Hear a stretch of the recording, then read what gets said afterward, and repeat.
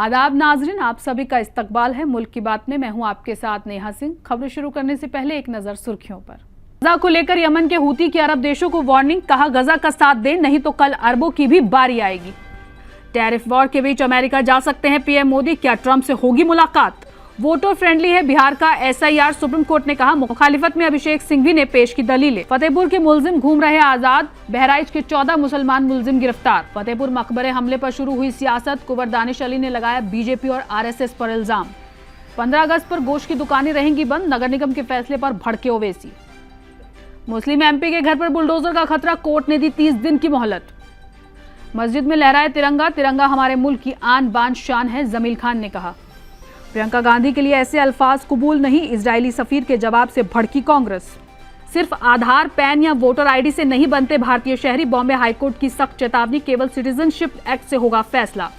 नाजरीन, हमें ऐसा खदशा है कि सच्ची खबरें दिखाने में हमें जल्द ही चुनौतियों का सामना करना पड़ सकता है और हमारे यूट्यूब चैनल तहजीब टीवी को टर्मिनेट भी किया जा सकता है। इसीलिए आपसे गुजारिश है कि हमारे नए चैनल जिसका नाम है तहजीब टीवी ऑफिशियल, आप उसे अभी सब्सक्राइब कर लें, ताकि अगर हमारा ओरिजिनल चैनल तहजीब टीवी किसी भी वक्त टर्मिनेट हो जाए तो आप आसानी से हमारे बैकअप चैनल से जुड़ सकें। हमारे नए चैनल तहजीब टीवी ऑफिशियल का लिंक डिस्क्रिप्शन में दिया गया है।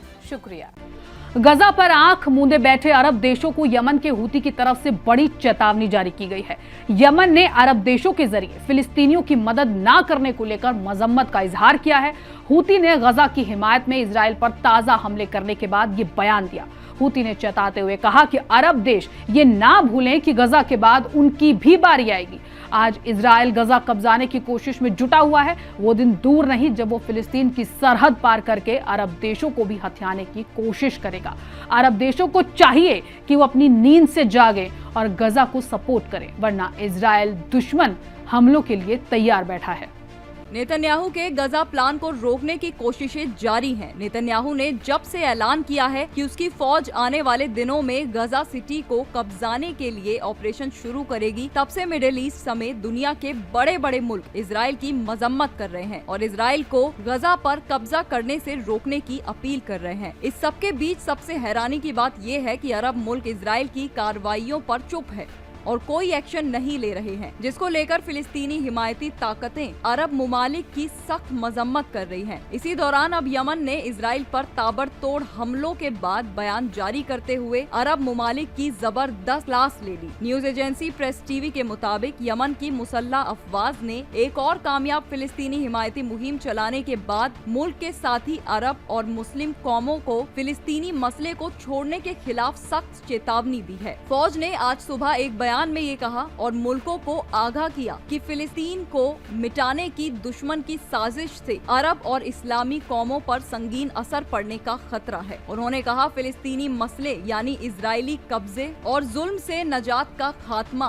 दुश्मन को दूसरे लोगों और मुल्कों को निशाना बनाने का मौका देगा, जब तक कि वो गजा का साथ नहीं देते। यमन के हूती ने वाज़ेह चेतावनी देते हुए आगे कहा कि अरब देशों को भले ही आज इजराइल अमेरिका के सपोर्ट से ताकत मिल रही हो, मगर हकीकत में ये ताकत नहीं, गुलामी है। आज अमेरिका इजराइल गजा कब्जाने के लिए अरब देशों को गुलामों की तरह इस्तेमाल कर रहे हैं। अगर गजा हाथ से चला गया तो इजराइल अमेरिका फिर दूसरे अरब देशों को कब्जाने के लिए आगे बढ़ेंगे। इसके अलावा हूती ने अरब देशों को गजा के मौजू पर इजराइल के खिलाफ सख्त कदम उठाने के लिए भी चेतावनी दी है। किसी जुर्म के होने के बाद पुलिस का क्या फर्ज होता है? पहला तो ये कि मामला दर्ज किया जाए और दूसरा ये कि गिरफ्तारी की जाए।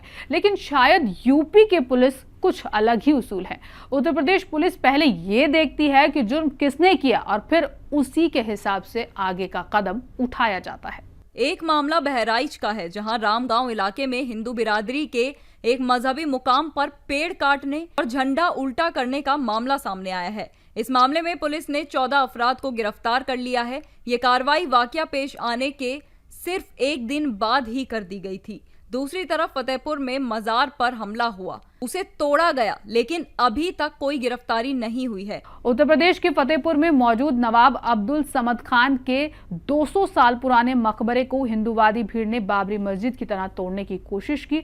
फतेहपुर के इस मकबरे में हुए हंगामे और तोड़फोड़ के मामले में साबिक सांसद और कांग्रेस लीडर कुंवर दानिश अली ने आरएसएस पर सख्त तनकीद की है। कांग्रेस लीडर कुंवर दानिश अली ने इस मामले पर बयान देते हुए कहा कि बीजेपी और आरएसएस मुल्क के नौजवानों को गुमराह और बर्बाद करने में लगे हुए हैं।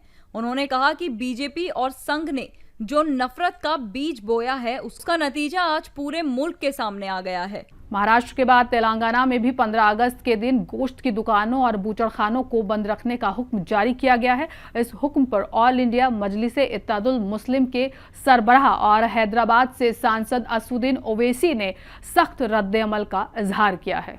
उन्होंने इस हुक्म को अफसोसजनक और गैर दस्तूरी करार दिया है। उन्होंने सवाल उठाते हुए कहा कि गोश्त खाने और 15 अगस्त का आपस में क्या ताल्लुक है।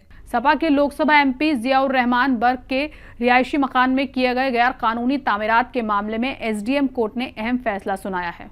बता दें कि इस हिस्से में सामने का सेटबैक, पीछे की दीवार, कॉलम और छत शामिल है जो बगैर इजाजत के बनाए गए हैं। एसडीएम कोर्ट ने एमपी को 30 दिन की मोहलत दी है ताकि वो खुद इस गैरकानूनी हिस्से को हटा ले। अगर तयशुदा मियाद में ये काम नहीं होता तो इंतजामिया खुद कार्रवाई करेगी और इस सिलसिले में एमपी से 1,35,000 रुपए का जुर्माना भी वसूल किया जाएगा। अलीगढ़ मुस्लिम यूनिवर्सिटी में फीस में इजाफे को लेकर जारी एहतजाज पर मजहबी रंग इख्तियार करता जा रहा है। एएमयू इंतजामिया के खिलाफ तलबा का यह एहतजाज पिछले 11 दिनों से जारी है। इस दौरान एहतजाज के 11वें दिन एएमयू के तलबा लीडर सद्दाम हुसैन ने बाब सैयद पर जुमा की नमाज अदा करने का ऐलान करके इंतजामिया को खुला चैलेंज दे दिया। अलीगढ़ मुस्लिम यूनिवर्सिटी एएमयू में फीस में इजाफे को लेकर जारी एहतजाज अब मजहबी रंग अख्तियार करता जा रहा है। मुसलमानों के खिलाफ नफरत फैलाने और मजहबी जज्बात को ठेस पहुंचाने का इल्जाम झेल रही film Udaipur files box office पर बुरी तरह से नाकाम हो गई है। पिछले 3 दिनों में फिल्म ने सिर्फ 27 लाख का कारोबार किया है, जबकि फिल्म के प्रोड्यूसर दिल्ली हाई कोर्ट और सुप्रीम कोर्ट में ये दावा कर रहे थे कि लोग उनकी फिल्म देखने के लिए बेताब हैं और पूरे मुल्क में लाखों टिकट पहले ही बुक हो चुके हैं। माना जा रहा है कि वो तमाम सीन हटाए जाने के बाद फिल्म बिल्कुल बेजान हो गई है और सांप्रदायिकतावादियों को अब इसमें कोई दिलचस्पी नहीं रही। पीएम नरेंद्र मोदी सितंबर में न्यूयॉर्क में यूएन की जनरल असेंबली के 80वें इजलास में आलमी रहनुमाओं से खिताब करेंगे। अक़वाम मुत्तहिदा की लिस्ट के मुताबिक पीएम मोदी 26 सितंबर को बोलेंगे। इस दौरान इजराइल, चीन, पाकिस्तान और बांग्लादेश के सरबरान भी बोलेंगे। ये इजलास इजराइल हमास जंग और यूक्रेन बहरान के बीच हो रहा है। पीएम मोदी ने रूस यूक्रेन जंग पर भी बात की है। वहीं अमेरिका सदर डोनाल्ड ट्रंप भी 23 सितंबर को यूएनजीए से खिताब करेंगे। दूसरी बार सदर बनने के बाद यूएनजीए में ये ट्रंप का पहला खिताब धन होगा। उम्मीद की जा रही है कि पीएम मोदी के अमेरिका दौरे के बीच ट्रंप और पीएम मोदी की मुलाकात हो सकती है। सुप्रीम कोर्ट ने बुध के दिन बिहार में इलेक्शन कमीशन के जेरे एहतमाम चलाई जा रही स्पेशल इंटेंसिव रिवीजन प्रक्रिया को चैलेंज करने वाली दरख्वास्तों पर समाअत हो रही है। ये समाअत जस्टिस सूर्यकांत और जस्टिस जयमाल्या बागची की बेंच के सामने हो रही है। समाअत के दौरान जस्टिस बागची ने दरख्वास्त गुजारों के वकील से कहा कि हम समझ रहे हैं कि आप आधार के बारे में बात कर रहे हैं। शिनाख्त के दस्तावेजों की तादाद बढ़ाना वोटर फ्रेंडली कदम है और ये किसी को बाहर करने वाला एक्सक्लूजनरी अमल नहीं है। उन्होंने कहा कि पहले 7 दस्तावेज काबिले कबूल थे, अब 11 हैं, जिससे आवाम को ज्यादा ऑप्शन मिलते हैं। जजों की इन टिप्पणियों के जवाब में दरख्वास्त गुजारों ने वकील अभिषेक मनु सिंघवी ने कहा कि वो जस्टिस बागची की बात से मुत्तफिक नहीं है और उनका कहना था कि ये अमल वाकई एक्सक्लूजनरी है। गजा जंग को लेकर कांग्रेस एमपी प्रियंका गांधी ने एक बार फिर से इजराइल के नेतन्याहू हुकूमत की क्लास लगा डाली है, जिसे लेकर हिंदुस्तान में इजरायली सफीर ने प्रियंका गांधी को लेकर नामुनासिब तबसरा किया। अब कांग्रेस ने इजराइल के राजदूत रुबेन अजार के जरिए party general secretary Priyanka Gandhi Vadra की तबसरे पर दिए गए जवाब की सख्त मजम्मत की है। प्रियंका गांधी ने अपने एक पोस्ट में कहा था कि इजराइल गजा में जिनोसाइड कर रहा है। इसके जवाब में इजरायली दूत ने कुछ तीखे अल्फाज इस्तेमाल किए थे। कांग्रेस ने इजरायली राजदूत की तबसरे को नाकबूल बताया और प्रियंका गांधी की तरफ से जाहिर किए गए दर्द और पीड़ा के जवाब में उनके जरिए इस्तेमाल किए गए अल्फाज की मजम्मत की। बॉम्बे हाईकोर्ट ने कहा कि आधार, पैन या वोटर आईडी भारतीय शहरियत साबित नहीं करते, ये सिर्फ पहचान के लिए हैं। जस्टिस अमित बोरकर की बेंच ने बांग्लादेशी अफराद को जमानत देने से इनकार करते हुए ये तबसरा किया जो फर्जी कागजात से भारत में रह रहा था। कोर्ट ने साफ किया कि शहरियत एक्ट 1955 ही शहरियत तय करता है और गैर कानूनी तारकीन वतन को शहरियत नहीं मिल सकती। जस्टिस अमित बोरकर की बेंच ने यह तबसरा उस वक्त किया जब उन्होंने बांग्लादेश के रहने वाले एक शख्स को जमानत देने से इनकार कर दिया। स्वतंत्रता दिवस के मौके पर पूरे मुल्क में वतन परस्ती की लहर को और मजबूत करते हुए मरकजी वजीर दाखिला और ताउन अमित शाह ने दिल्ली में अपनी रिहाइशगाह पर तिरंगा फहराया। ये प्रोग्राम वजीर आजम नरेंद्र मोदी के जेरे सरपरस्ती शुरू किए गए हर घर तिरंगा मुहिम का हिस्सा है, जिसका मकसद है कि हर शहरी अपने घर पर कौमी झंडा लहराए और वतन से मोहब्बत के जज्बे को और मजबूत करे। अमित शाह ने तिरंगा फहराने के बाद भारत माता की जय के नारों के साथ मुल्कवासियों को ये पैगाम दिया कि यौम आज़ादी सिर्फ एक त्योहार नहीं है, बल्कि ये उन आज़ादी के दीवानों की कुर्बानियों को याद करने और मुल्क की यकजहती, अखंडता और तरक्की के लिए अपने इरादों को दोहराने का दिन है। दिल्ली की कालकाजी विधानसभा में आज हर घर तिरंगा मुहिम के तहत मस्जिद में तिरंगा लहराया गया। इस मौके पर मदरसे के बच्चों और इमाम साहब ने तिरंगा लहराकर मादरे वतन जिंदाबाद के नारे लगाए। देखिए, श्री नरेंद्र मोदी जी का जो संदेश है कि घर घर तिरंगा, हर घर तिरंगा, हम आज मस्जिद में आकर मस्जिद के ऊपर छत पे और तिरंगा लगा रहे हैं और अभी बच्चों को भी हम तिरंगा सबको दे रहे हैं कि तिरंगा घर घर लेके जाएं, अपने घर लेके जाएं और अपने घर में तिरंगा लगाएं। पूरे जोशो खरोश और सबकी शरीकत के साथ मुल्क भर में हर घर तिरंगा यात्राएं निकाली जा रही हैं। हर घर तिरंगा मुहिम आज़ादी का अमृत महोत्सव का हिस्सा है, जिसे मुल्क भर के घरों में तिरंगा लहराने के लिए डिजाइन किया गया है। इस मुहिम के तहत दिल्ली के ओखला असेंबली में भी तिरंगा यात्रा निकाली गई। रिहान है, मैं जाकिर नगर मंडल से भाजपा का कार्यकर्ता हूँ। आज आप लोगों ने तिरंगा यात्रा निकाली है, क्या संदेश यही है, हिंदू मुस्लिम जो एकता का जो हम लोगों का सद्भाव है, गंगा जमुनी तहजीब का, उसको हमने जाकिर नगर मंडल में हमने स्वतंत्रता दिवस के उपलक्ष्य में हमने तिरंगा यात्रा का एक रैली का कार्यक्रम आयोजन किया है और उसके तहत हम अपने जो हमारे पूर्वजों ने आज़ादी में अपने खून का बलिदान दिया है उसको हम याद करते हुए आज हमने जाकिर नगर मंडल में तिरंगा यात्रा निकाली। आज़ादी को लेकर क्या संदेश देना चाहते हैं? संदेश हम अपने पूरे हिंदुस्तान वासियों को, हिंदू मुस्लिम सिख ईसाई को ये संदेश देना चाहते हैं कि सभी लोग हिंदुस्तान में आज़ाद हैं, प्यार मोहब्बत के साथ, आज़ादी के साथ, खुशी के साथ इस माहौल में सभी लोग शामिल हो 15 अगस्त के अंदर। बिहार में मतदाता पुनरीक्षण के दौरान तेजस्वी यादव के दो एपिक नंबर सामने आने के बाद से हुकूमत और अपोजिशन दोनों तरफ से एक दूसरे पर सख्त हमले हो रहे हैं। इसी के बाद कांग्रेस ने डिप्टी सीएम विजय सिन्हा के दो विधानसभा हलकों में वोटर होने का खुलासा किया, जिस पर सियासत और ज्यादा गर्मा गई।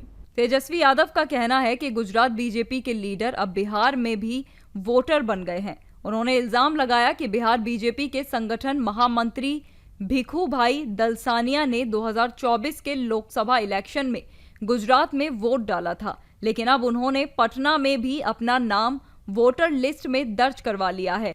नायब सदर ओहदे के लिए बीजेपी में मुमकिन उम्मीदवारों को लेकर अटकलें तेज हो गई हैं। जराये के मुताबिक पीएम मोदी चौंकाने वाला फैसला ले सकते हैं।